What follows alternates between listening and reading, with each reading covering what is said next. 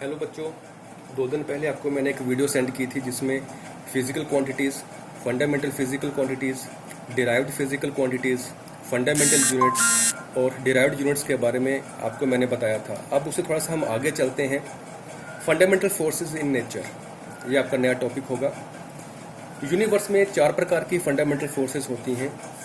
Number 1 gravitational forces, number 2 weak nuclear forces, number 3 electromagnetic forces और number 4 पे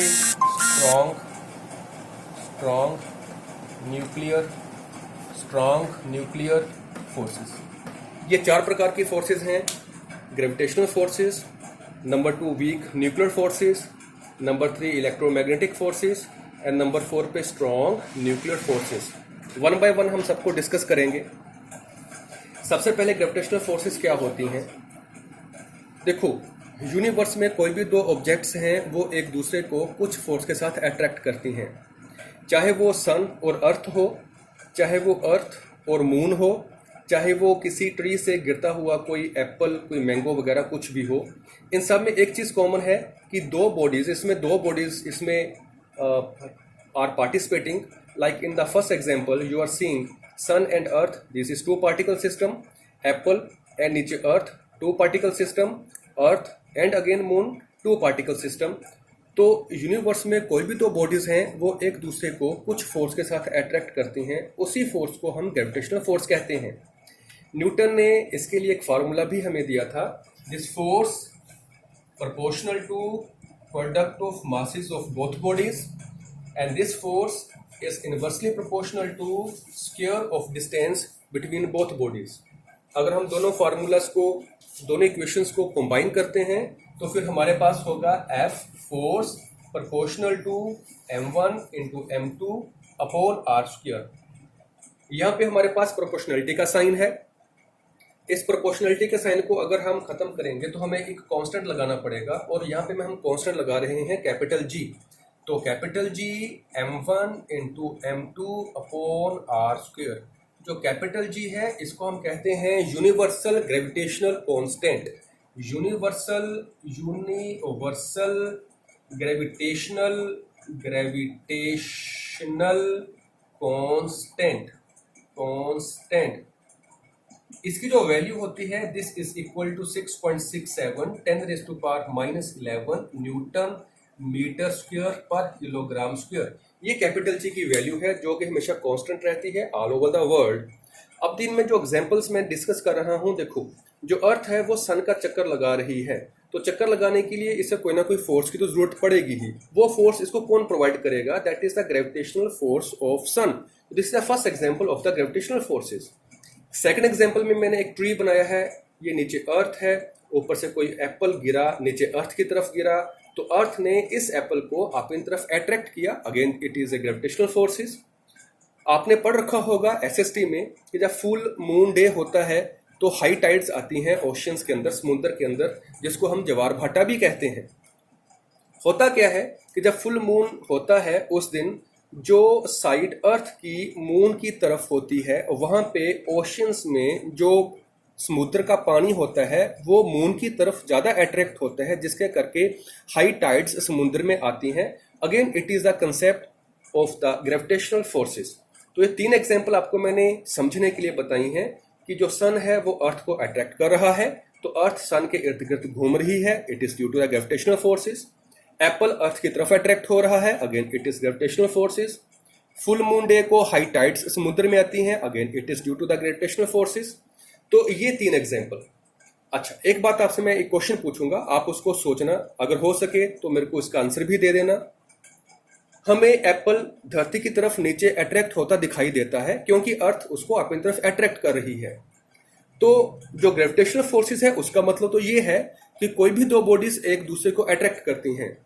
तो क्या एप्पल अर्थ को अपनी तरफ अट्रैक्ट नहीं करता?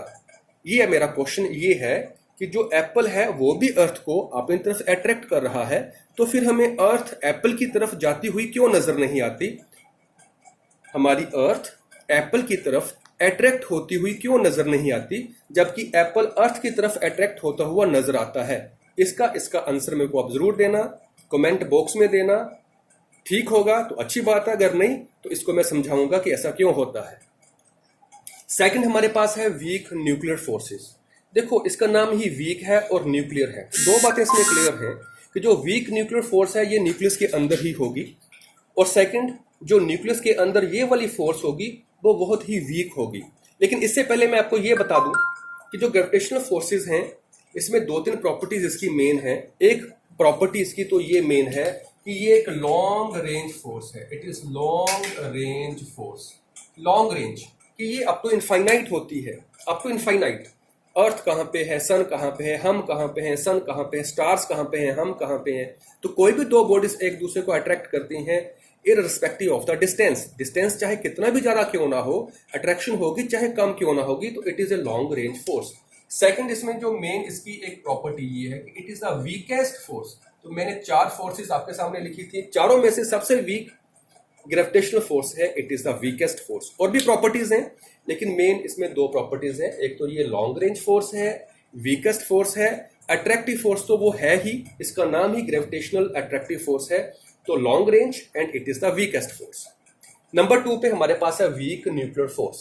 अब न्यूक्लियस का साइज होता है लगभग 10⁻⁻14 मीटर से लेके 10⁻⁻15 मीटर तक, बहुत ही कम साइज है। 1 मीटर का 10⁻14 या 10⁻15 पार्ट 1 मीटर का।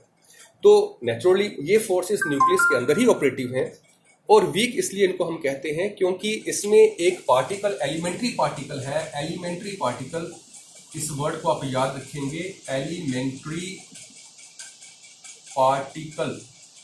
एलिमेंट्री पार्टिकल जिसका नाम है न्यूट्रिनो। ये आपके लिए एक नया वर्ड है, न्यूट्रिनो। न्यूट्रिनो, तो जो न्यूट्रिनो है ये बहुत ही वीक फोर्स के साथ, इलेक्ट्रॉन के साथ अट्रैक्टिव होता है, और ये न्यूट्रिनो तभी पैदा होगा जब बीटा डिके होगा। बीटा डिके, आपने डिके सुन रखे होंगे, alpha decay, beta decay, gamma decay. मैं इन डिकेस को यहाँ पे ज़्यादा एक्सप्लेन नहीं करूँगा। 3 प्रकार के डिकेस होते हैं, अल्फा डिके, बीटा डिके और गामा डिके। जो बीटा डिके होता है उसमें क्या होता है कि जब न्यूक्लियस अनस्टेबल हो जाते हैं किसी भी एटम के, तो जो न्यूट्रॉन होता है वो प्रोटॉन में चेंज होता है न्यूक्लियस के अंदर। जो न्यूट्रॉन होता है वो प्रोटॉन में चेंज होता है, और जब प्रोटॉन में चेंज होता है तो न्यूक्लियस से एक इलेक्ट्रॉन बाहर निकलता है। तो जब इलेक्ट्रॉन बाहर निकलता है तो इलेक्ट्रॉन के साथ एक एलिमेंट्री पार्टिकल और भी बाहर निकलता है, जिसको मैं यहाँ पे न्यूट्रिनो या एंटी न्यूट्रिनो कह रहा हूं। तो जो ये न्यूट्रिनो या एंटी न्यूट्रिनो है ये इलेक्ट्रॉन के साथ बहुत ही वीक फोर्स के साथ जुड़ा होता है, अट्रैक्ट होता है, कई बार तो ओवरलोड भी हो जाता है उसके ऊपर, ओवरलैप भी हो जाता है। ये न्यूट्रिनो ऐसा पार्टिकल है जिसका चार्ज कोई नहीं होता और ऑलमोस्ट नेग्लिजिबल मास होता है, इसलिए ना कोई चार्ज है ना कोई मास है। तो ये इस प्रकार का एलिमेंट्री पार्टिकल, कई बार तो इसको हम भूतिया पार्टिकल भी कह देते हैं। आपने फर्स्ट टाइम नाम सुना होगा, अदरवाइज आपने इलेक्ट्रॉन सुने होंगे, प्रोटॉन सुने होंगे, न्यूट्रॉन सुने होंगे, लेकिन न्यूट्रिनो आपके लिए फर्स्ट टाइम है। हो सके तो इसको यूट्यूब ओपन करके न्यूट्रिनो को जरूर फाइंड आउट करना, इसके बारे में थोड़ी सी और जानकारी लेना। तो बात ये हुई कि एक तो जो न्यूट्रिनो होगा वो इलेक्ट्रॉन के साथ या बीटा पार्टिकल के साथ बहुत ही वीक फोर्स के साथ जुड़ा होगा, और ये जो फोर्स है न्यूक्लियस के अंदर ही है, इसलिए इसको हम शॉर्ट रेंज फोर्स भी कहते हैं। थर्ड नंबर पे हमारे पास है इलेक्ट्रोमैग्नेटिक फोर्स। इलेक्ट्रोमैग्नेटिक फोर्स, देखो नाम से ही पता चल रहा है कि यहाँ पे 2 प्रकार के हमारे पास फील्ड हैं, one is the electric field and other is the magnetic field. देखो बच्चों, होता क्या है कि जब कोई इलेक्ट्रॉन रेस्ट पे होता है, मैं इसको अभी फिलहाल मिटा रहा हूं, जब कोई चार्ज पार्टिकल, कोई भी चार्ज पार्टिकल है, चार्ज पार्टिकल हम क्यू से डिनोट करते हैं, जब भी कोई चार्ज पार्टिकल रेस्ट पे होता है तो उसका सिर्फ एक इलेक्ट्रिक फील्ड होता है, ओनली इलेक्ट्रिक फील्ड।